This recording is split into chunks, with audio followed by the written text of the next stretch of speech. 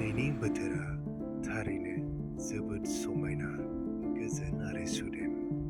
बेखायनो लोगोफोरजों मानास नेशनेल पार्कनि साखाथि फाखाथि बेरायना फैनो सिगांबोबाय। फैयै फैयै गोबां समायना रमायना मिथिंगा नुनो मोनबाय आरो दोंसे खन्थाइ सोरजिनोबो गोसो जाबाय। खन्थाइनि मुंखौ मिथिंगा दोनबाय।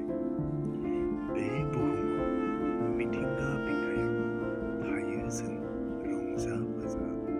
अबं गसाइनि सोरजि आय' बेसेदि महिना। मिथिंगानि सोरजि आय' सानथ्र'हायि समायना। हाजो हाला बिफां लाइफां बायदि लेवा मैगं आरो दं बेवहायनो बायदि जिब जुनार दाउसिन दाउला। मिथिंगानि बिखायाव आनान गसाइ सोरजिनाय जिउ जोंनि मिथिंगानि जिरखौनाय। बेयावनो दं आरोबाव गावबा गावनि सिनायथि।